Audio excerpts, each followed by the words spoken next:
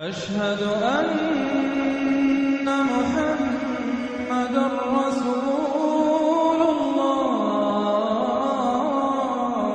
साथ ही साथ आइए आपको एक डिबेट ऐसी दिखा देते हैं। बहुत दिलचस्प डिबेट हुई थी इसी को लेकर के, और ये पूछा गया था कि महिलाओं को तो हूर मिल जाएगी, पुरुषों को हूर मिल जाएगी, महिलाओं को क्या मिलेगा। आइए दिखा देते हैं। रशीदी साहब आइए। आगे बताइए। बस यही रहिएगा जी बिल्कुल।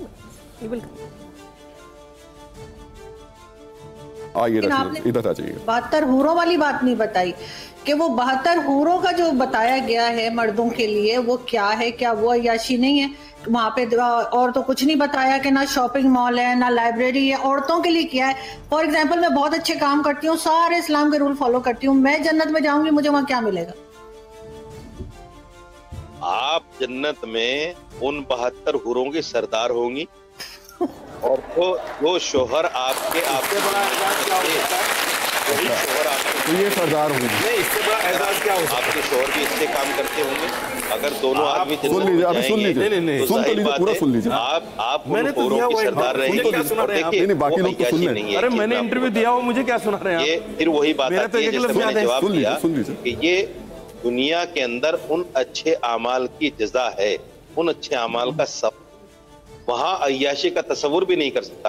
मौलाना साहब, मर्दों के लिए 72 हूरें और औरतों के लिए वही वाला शौहर जो यहाँ पर है, ये तो बड़ी गलत बात है। औरतों को भी कोई चॉइस दे दीजिए ना, औरतों के लिए भी कोई अट्रैक्शन रखिए। क्या औरतों का दिल नहीं है? ये क्या बात हुई? औरतों के लिए वही शौहर, अगर शौहर के साथ ना बनती हो, बेशक बहुत नेक हो, लेकिन इस दुनिया में शौहर ना पसंद हो, किसी तरीके से उसके साथ जो गुजारा कर लिया, वहां जाके फिर वही गले पड़ जाएगा। ये तो अजीब सी बात है। और आप लोग 72 हूरें लेके घूमेंगे। ये सवाल मुझसे नहीं बनता, ये सवाल मुझसे नहीं बनता। ये सवाल आप अल्लाह से कीजिए जिसने जन्नत में मुसलमान के लिए ये चीजें रखी हैं। ये सवाल अल्लाह से बनता है। देखिए, मुझे सुन के हंसी भी आ गई मौलाना साहब, लेकिन रशीद साहब वो आपने बात ही ऐसी कही। अभी तक तो आपने ये कहा कि पुरुषों के लिए हूरें हैं। अब जो महिला ने पूछा आपसे, उसने कहा, आपने कहा आप हूरों की रानी बनेंगी। मतलब इससे बड़ा एहसास कुछ हो सकता है औरत के लिए? वाला है अल-खबीसातु लिल-खबीसीन वल-खबीसून लिल-खबीसात वत्तय्यिबातु लित्तय्यिबीन वत्तय्यिबून लित्तय्यिबात उलाइक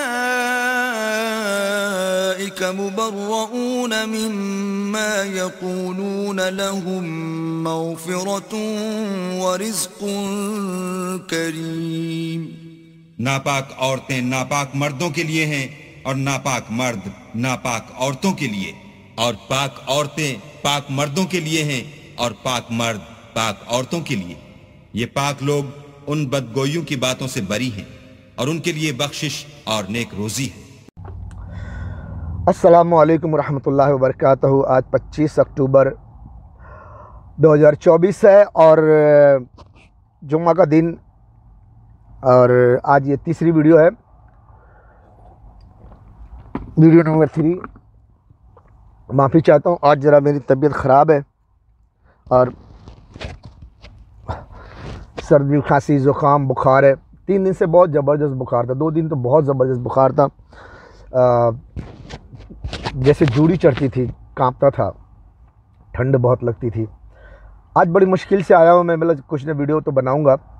तो जैसा कि मैं पिछली वीडियो में बोला हूँ कि मौलवी फतवा देता है कि दुनिया में जो औरत थी, दुनिया में जिस औरत का जो शौहर था, मरने के बाद जन्नत में उस औरत को वही शौहर मिलेगा। तो इस पर मैं ढेर सारी बातें करना चाहता हूँ। मैं उस मौलवी साहब से पूछना चाहता हूँ कि मौलवी साहब, मैंने देखा है ख्वाब में, तो अपने ख्वाब के आधार पर, मेरे ख्वाब के बिना पर जो मैंने ख्वाब में देखा है, मैंने देखा 4 लड़कियां हैं। 4 लड़कियों में से 3 लड़कियों के बारे में पता है मुझे, 3 लड़कियों के बारे में पता है कि वो मेरी जन्नती बीवियां हैं, जिनको मैं जन्नत में देख चुका हूँ, बहुत कुछ देख चुका हूँ। और एक लड़की जो चौथी है, उसके बारे में अभी जन्नत में नहीं देखा हूँ, लेकिन जन्नत में मेरी बीवी हो सकती है, ऐसा कुछ बहुत कुछ देख चुका हूँ। तो वो भी मेरी जन्नती बीवी है। 4 लड़कियां, 4 के चारों मेरी जन्नती बीवियां हैं। उसमें से 2 शादीशुदा हैं, 2 कुंवारी हैं अभी। और जो 2 कुंवारी हैं बिल्कुल अभी कच्ची कली हैं, बिल्कुल एकदम जवान है अभी। ज़्यादा होगी 16 साल की होंगी, 16 साल के आसपास की होंगी, 15-16 साल 17 साल की होंगी ज़्यादा से ज़्यादा, बस ऐसी होंगी। अभी कुंवारी हैं, शादी नहीं हुई है। और वो दोनों भी मेरी बीवियां हैं जन्नत की। अब दोनों की अभी अनकरीब शादी हो जाएगी, साल 6 महीने में, या उनकी शादी की बात लग गई होगी, मुझे पता नहीं है। तो उनकी शादी हो जाएगी। एक लड़की की शादी किसी और के साथ होगी, दूसरी लड़की के साथ किसी और के साथ होगी। 2 की जो शादी हो चुकी है वो अलग अलग मर्द से शादी हुई है। तो 4 लड़कियों के 4 शौहर। मौलवी साहब, अल्लाह की तरफ से मैंने ख्वाब में देखा कि ये 4 के चारों मेरी बीवियां होंगी। यार ये कैसे हो सकता है फिर, अगर आपका फतवा सही है तो ये चारों लड़कियों के जो शौहर हैं जन्नत में भी ये इन्हीं के शौहर रहेंगे। तो मैं क्या खाक छानूंगा? अल्लाह मियां ने कहा झूठ फुरा का ख्वाब दिखाया क्या मुझे, या बतौले दे रखा है मुझे, तू बस याद करके खुश रहे बस। है 4 के चारों मेरी बीवियां हैं। वो कैसे होगा? मैं सिर्फ सपने देखते रहूंगा? हाँ, लेकिन मुझे यकीन है कि ये 4 के चारों मेरी बीवियां होंगी। इन चारों में से सिर्फ एक से बोल चुका हूं कि आप मुझसे क्या जन्नत में शादी करोगी। अभी मैंने दावा नहीं किया कि आप चाहे हाँ बोलो चाहे ना बोलो, जन्नत में मेरी बीवी हो तुम, ऐसा नहीं बोला हूं मैं। मैंने उससे इतना ही कहा है कि जन्नत में मुझसे शादी करोगी। वो शादीशुदा है।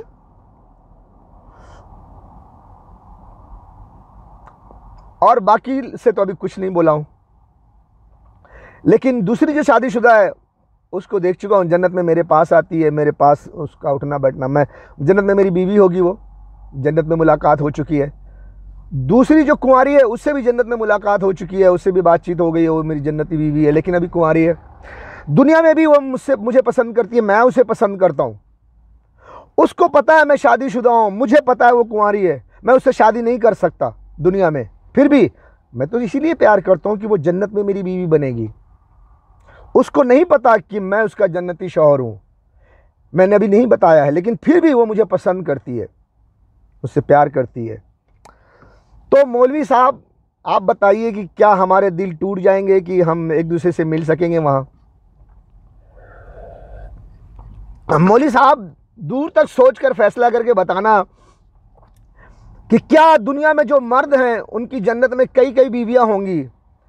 तो क्या जन्नत में दुनिया में जो मर्द जितनी शादी किया है उतनी ही बीवी उसके पास आएगी बस, बाकी दूसरी मोमिन औरतें उससे शादी नहीं करेंगी?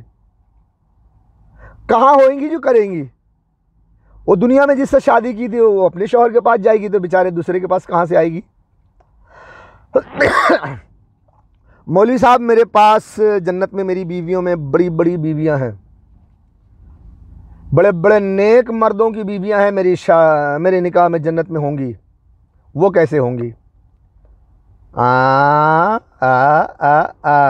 मौलवी साहब जरा सोच समझ कर फैसले लेना यार, ऐसे जल्दीबाजी में क्यों फैसला करके मेरा दिल तोड़ते हो यार।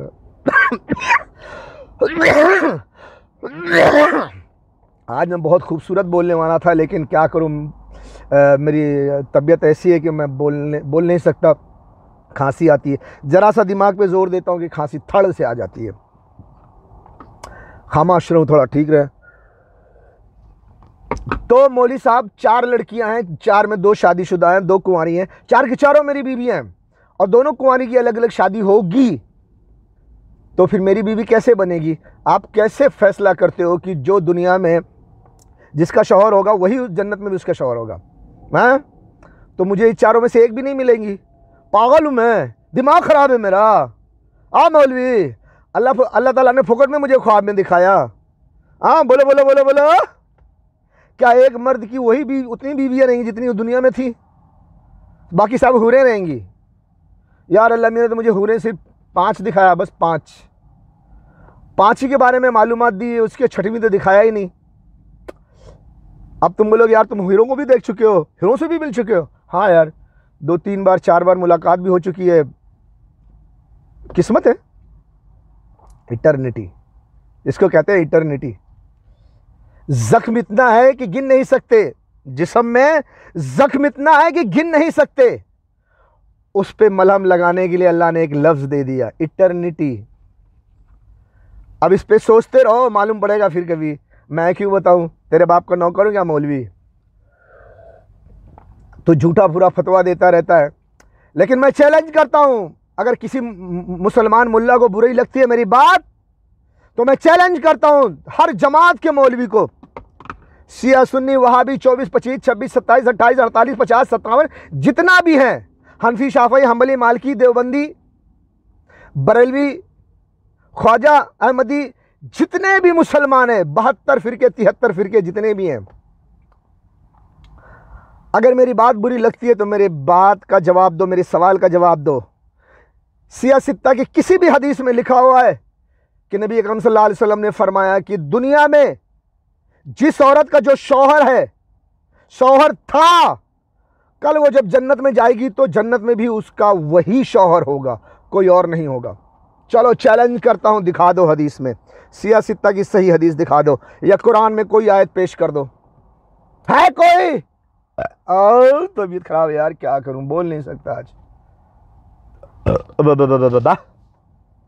है कोई? यार बकबक करने से फायदा नहीं, हदीस बताओ, हदीस का नंबर बताओ। सही बुखारी में, सही बुखारी नंबर बताओ, हदीस नंबर ये, अरबी का लफ्ज लिखो, उर्दू का उसका तर्जुमा लिखो और बताओ ये हदीस है। मौलवी हो तो, आलिम हो तो क्यों झूठ फुरा के फतवा दे करके मुसलमान औरतों के दिल तोड़ते हो और इस्लाम को बदनाम करते हो? शर्म नहीं आती तुम लोगों को? टीवी पर एक मुसलमान पाकिस्तानी औरत तुम मुल्लाओं का मजाक उड़ाती है, उलमा का मजाक, शर्म है ना? इसमें डूब के मर जाओ। वो कहती भी है कि अगर मैं मजबूरी के तहत उसके साथ रह रही हूं किसी तरह दुनिया में, तो मरने के बाद भी वही मुसीबत मेरे सर पे रहेगी। हाँ, जबरदस्ती। बेचारी औरतें क्या करेंगी? सारा कानून औरतों पे ही लाद देते हो यार। तुम्हारा शौहर अगर नाराज हो गया तो तुमको जन्नत की खुशबू नहीं मिलेगी, शौहर की नाफरमानी की तो तुम जहन्नम में चली जाओगी। अच्छा, आदमी कुछ भी करे, फेसबुक पे जाके नाचे, डिस्को करे, यूट्यूब पर जाके डांस करे, वीडियो बनाए, नाचे गाए, पोस्ट करे, सब कुछ करे, उसके लिए कोई जहन्नम नहीं है। औरत ने जरा से कुछ कर लिया तो उसके लिए जहन्नम लाजिम हो गया, है ना? ठीक है भाई, देखते रहो, तुम जैसे मौलवियों की कितनी औरतें मिलती है, थूक देंगी तुम्हारे मुंह पे सब। औरतों को मेरी एक नसीहत है, मेरी कौम की बेटियों, कलूटियों, जो तुम नकाब पहनती हो उसको मैं कलूटी कहता हूँ। अच्छी बात है, नकाब पहना करो, नकाब पोश रहा करो, नमाज का पाबंदी रखा करो, 5 वक्त की नमाज पढ़ा करो, और रमज़ान का एक रोज़ा रहता है, रोज़ा रखा करो। मुसलमान कौम की, मेरी कौम की बेटियों, देखो मेरी नसीहत है, आप लोग थोड़ा सा गांड बांध लो। औरत के लिए अल्लाह ने बहुत आसानी फरमाई है, अगर तुम समझो।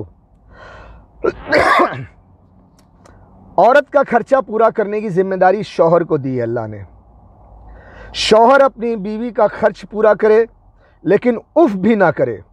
अगर उफ करता है, वो एहसान नहीं करता, कमा के खिलाता है, तो उफ करेगा तो उसका सब ज़ाया हो जाएगा। बहुत जो मौलवी फतवा देता है ना, शौहर अगर बीवी से ना खुश रहेगा तो बीवी को जन्नत की खुशबू भी नहीं मिलेगी। शौहर का फर्ज है पूरा कमा के पूरी जिम्मेदारी निभाए, औरत का पूरा खर्च पूरा करे। औरत को कमाने की ज़रूरत नहीं है। तो औरत के लिए आसानी है कि अपने शौहर के घर में रहे, और कहीं जाना आना है, शौहर पाबंदी नहीं लगा सकता। हाँ, अगर किसी शौहर को अगर ये शक हो कि मेरी बीवी वहाँ जाती है बेहयाई करने के लिए, फहश है, तो पाबंदी लगा सकता है। तो औरतों, अपने शौहर का विश्वास को कायम रखो, ताकि बिला वजह आप पर शक ना किया जाए कि आप गलत हो। आप अपने ईमान को मजबूत रखो, ताकि आपके शौहर को भी यकीन रहे कि उसकी बीवी वफादार है, ईमानदार है। उसको ये फतवा लगाना कि यहाँ ना जाना, वहाँ ना जाना, ये ऐब है। अल्लाह तबारक ताला और उसके नबी सल्लल्लाहु अलैहि वसल्लम औरतों पर ये कानून लागू नहीं करते कि आप किसी को मना कर दो कि अब यहाँ मत जाओ, वहाँ मत जाओ, अपने भाई से मत मिलो, अपने बहन से मत मिलो, अपने बहनोई से मत मिलो, अपने माँ बाप से मत मिलो। ऐसा नहीं है, आप कहीं भी जा सकती हो। और कुछ मौलवी फतवा देते हैं कि कहीं भी न जाए जब तक कि अपने शौहर से पूछ न ले। ऐसा भी नहीं है। रोज़मर्रा की ज़िंदगी है, शौहर को ये मालूम होना चाहिए, शौहर को ये पता होता है कि मेरी बीवी अभी घर में खाना बनाएगी, सब्जी लाने जाएगी, बाज़ार से कोई ज़रूरत पड़ गई तो बाज़ार से सामान लेने जाएगी, खाना बनानेगी। शौहर काम पे गया है, आएगा तो उसको शाम को खाना चाहिए। वो साग सब्जी ला के नहीं दे के घर में रख के जाता शौहर, बीवी जाके ले आती है। अचानक बच्चे की तबीयत खराब होगी, बीवी उसको डॉक्टर के पास ले जाती है। अब बच्चे की तबीयत खराब है, उसको डॉक्टर के पास ले जाएगी, शौहर से इजाज़त ले। अब शौहर को कॉल करती है, चलो फ़ोन है, ज़माना है, कॉल किया, एंगेज आ रहा है, फ़ोन बंद है, बैटरी डाउन है, कुछ भी है, तो क्या बच्चे को हॉस्पिटल ना ले जाए? एक सिस्टम है कि कोई ज़रूरत पड़ जाए तो जाके आ जाओ। शौहर को भी ये बात मालूम होनी चाहिए कि हाँ, हमारी बीवी को कुछ हद तक ये काम होता है, ये हमारी बीवी को इजाज़त है कि ये अपना जाके कर ले, साग सब्जी ये वो सब लेके आ जाए। किसी रिश्तेदार के यहाँ दूर जाना वाना है तो फिर उसके लिए बीवी का हक बनता है कि अपने शौहर से जिक्र करे इसका कि मैं कल फलाने के यहाँ जाऊँगी, वहाँ ऐसा ऐसा फला फला काम है। अगर शौहर इजाज़त दे देता तो ठीक है जाओ, शौहर मना कर देता है कोई बात समझ कर तो ना जाओ। इस तरह की बात होनी चाहिए। ऐसा नहीं कि मुल्ला की ज़बान बड़ी ला करके हिला दिया कि जब तक शौहर इजाज़त न दे घर से बाहर कदम ना निकालो। ऐसा कुछ नहीं है। आप बाज़ार भी जाती है, सब्ज़ी वगैरह ख़रीदने जाती तो भी आप नकाब पोश होकर जाओ। औरतें जाती हैं नकाब पोश होकर, साग सब्ज़ी खरीद कर आती हैं, इज़्ज़त से अपने घर में पकाती हैं, खाती हैं, शौहर के लिए खाना तैयार कर रखती हैं, घर का सारा कामकाज करती हैं। किसी बच्चे की तबीयत ख़राब है, डॉक्टर के पास भी लेके जाती हैं, तब भी औरतें नकाब पोश होकर जाती हैं। औरत के लिए बड़ी आसानी है, अपने शौहर से इजाज़त, वो तो बातचीत करके पहले से इजाज़त तलब कर लो कि भाई ये से छोटे मोटे काम है, ये सब तो हम कर लेंगे, तो शौहर उसके लिए मना नहीं करना चाहिए। उसकी इजाज़त ही है उसके 24 आवर्स। और इसके अलावा कहीं दूर जाना है, कहीं रिश्तेदार के यहाँ जाना है, कोई शादी में जाना है, ब्याह में जाना है, कुछ ऐसा कुछ है काम, तो उसके लिए शौहर की इजाज़त ले ले, ज़रूरी है वो। तो बीवी के लिए बहुत आसानी है। आप कहीं जा रही हो, साग सब्जी लाने बाज़ार जा रही हो, नकाब पोश के चली जाओ, लेके आए, घर में खाना ना बनाए, नमाज का वक्त हुआ, घर में नमाज पढ़ लो। आपके लिए घर में नमाज पढ़ना बेहतर है, अफजल है। ये हो गया। आप कहीं जाती हो तो नकाब तो पहन के ही जाती हो, बस यह है कि ख्याल रखो थोड़ा अच्छे से नकाब पहन के जाओ। और अगर बुरी बात से दूर रहो तो आपके शौहर का विश्वास भी रहेगा, यकीन भी रहेगा मेरी बीवी अच्छी है, आपके लिए कहीं मना नहीं होगा। और आप दायरे में रहकर अपने शौहर के विश्वास जीतते हुए आप अपने लिए बहुत सारी नेकी जमा कर रही हो। जब आप नकाब पोश होकर बाहर निकलती हो तो जब तक नकाब पोश होती हो, सारा काम काज करके वापस आती हो, अपने घर में जब आकर नकाब उतारती हो, इतनी देर, जितनी भी देर लगी इतनी देर आप इबादत करती हो। तो ये सारी इबादत की नेकियां आपके नाम पे लिखी जाती हैं। ये आपका फ़ायदा है। एक बदकार औरत को नकाब पहनने के बोलो तो उसको बहुत सर फटेगा, बहुत तकलीफ़ होगी उसको। तो आप नकाब पोश हैं, 5 वक्त की नमाज आप घर में पढ़ लेती हैं टाइम निकाल के। और उसके बाद साल में एक बार रमज़ान का महीना आता है, आप रोज़ा रख लेती हैं। माशाअल्लाह आपकी आखिरत संवर गई। और क्या चाहिए? आप जहाँ गई पर्दा नशी होकर गई, बुर्का के साथ गई, घर में 5 वक्त की नमाज पढ़ ली और रमज़ान का एक रोज़ा रख ली 1 महीने का।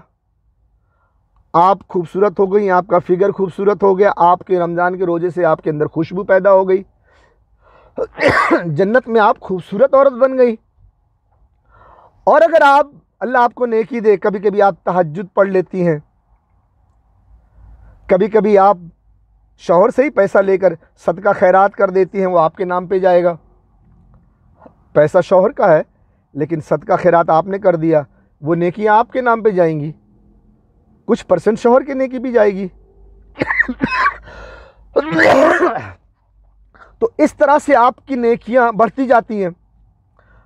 अब आपका शौहर जितना भी नेक काम करे उसका वो फायदा उठाएगा।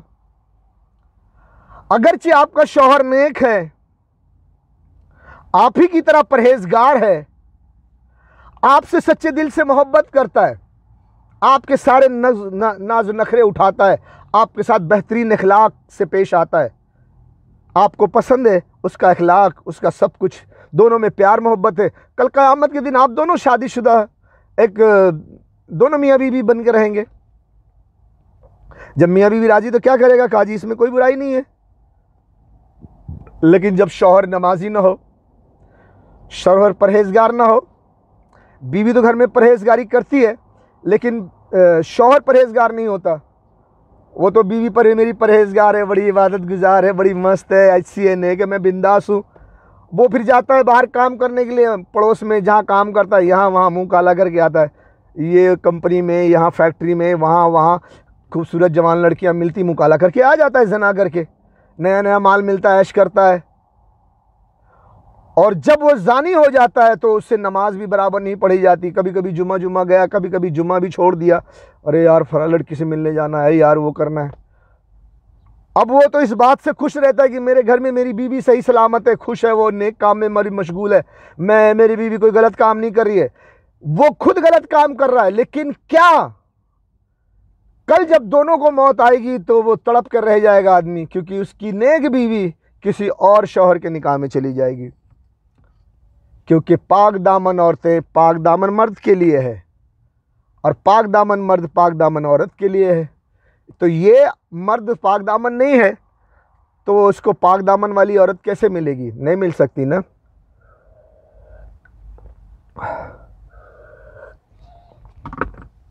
तो मेरे दोस्तों, मेरी कौम की बेटियों, आप मौलवी के फतवे को इग्नोर करो।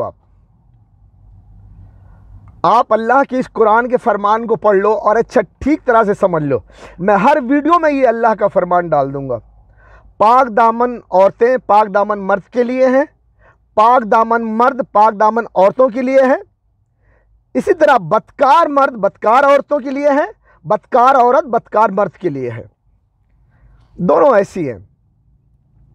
अब अगर मौलवी ये आयत पेश करे, ऐसा भी है एक आयत है कि जिना करने वाले मर्द को नहीं मिलती बीवी मगर जिना करने वाली या मुशरिका मिलती है।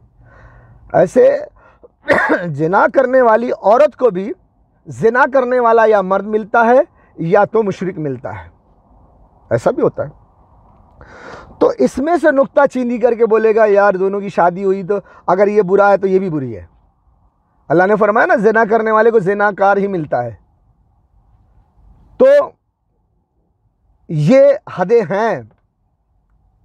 लेकिन जब जिनाकार मर्द को, जब वो जिनाकार नहीं था, अच्छा था, उसको अच्छी बीवी मिल गई। कभी ऐसा होता है औरत अच्छी थी, मर्द भी अच्छा था, मिल गया, बाद में कोई एक जिनाकार हो गया। ये बहुत किस्म की बातें हैं। कभी कोई फासिक होता है, मुशरिक होता है, बाद में वो ईमान ले आता है। मुसलमानों में बहुत सारे लोग फासिक मुनाफिक होते हैं, मुशरिक होते हैं, लेकिन उनके अमल से वो मुशरिक हो जाते हैं, लेकिन थोड़ी देर के बाद वो संवर जाते हैं। अल्लाह ताला ने बहुत सारी मसलहत रखा हुआ है। मौलवी ऐसे नुक्ता चीनी करके लोगों को गुमराह करते हैं। तो बिल आखिर आखिरी मर्तबा में जो फ़ैसला होता है मर्द औरत का, जो पाक दामन होता है तो फिर वो पाक दामन के लिए होती है, जो पाक दामन औरत होती है वो पाक दामन मर्द के लिए होता है। और मरने के बाद औरत अगर पाक दामनी में मरी है तो वो अपने लिए किसी भी मर्द को चुन सकती है, बशर्ते कि वो मर्द भी उसे चुने, उसे पसंद करे। जैसे दुनिया में मर्द औरत एक दूसरे को पसंद करके शादी करते हैं, वैसे आखिरत में भी मर्द औरत एक दूसरे को पसंद करके शादी करेंगे। पाक दामन के लिए और गंदे लोग गंदे लोगों के लिए, है ना। वाह। क्योंकि ईरान पर डायरेक्ट अमेरिका इजराइल हमला नहीं कर सकते। अगर वो करते हैं डायरेक्ट ईरान पर हमला तो ईरान पहली फुर्सत में इजराइल का नामो निशान मिटा देगा। इतनी मिसाइल्स उसके पास, इतने हथियार हैं और वो इजराइल भी जानता है, अमेरिका भी जानता है, ब्रिटेन फ्रांस सभी जानते हैं, ऑस्ट्रेलिया भी जानता है। इसीलिए डायरेक्ट ईरान पर हमला कोई नहीं करेगा। क्यों? इजराइल खत्म हो जाएगा, इजराइल को सेव करना है। इसलिए ईरान को हिंदुस्तान से मारा जाए, हिंदुस्तान को इस्तेमाल करके ईरान को मारा जाए, ताकि ईरान अगर कोई जवाबी कार्रवाई करे तो वो हिंदुस्तान में करे, इजराइल सेफ रहे। इसीलिए ईरान को मारने के लिए हिंदुस्तान को चुना गया है। इन लाशों को, गोश्त के टुकड़ों को देखकर तुम्हें गैरत क्यों नहीं आती? तुम कैसे सोते हो? तुम कैसे पीते हो? तुम कैसे खाते हो? तुम कैसे जिंदगी गुजारते हो? ए बेगैरत हुक्मरानों, इन लाशों को, गोश्त के टुकड़ों को देखकर तुम्हें गैरत क्यों नहीं आती? तुम कैसे सोते हो? तुम कैसे पीते हो? तुम कैसे खाते हो? तुम कैसे जिंदगी गुजारते हो? ए बेगैरतों, ए जर्नेलों, ए हुक्मरानों, तुम कब जागोगे? कब जागोगे? वो बेचारे फरियाद कर रहे हैं, बुला रहे तुम्हें। कोई हाफिज कुरान आर्मी चीफ साहब रसूलुल्लाह की उम्मत कट रही है, लोग उनके आज़ा के टुकड़े चादर में समेट रहे हैं। तुम अपने एटम बम और मिसाइलों के साथ तमाशा देख रहे हो। हमसे बर्दाश्त नहीं हो सकता, हम ये नहीं देख सकते, हम ये बर्दाश्त नहीं कर सकते। जुर्रत करो।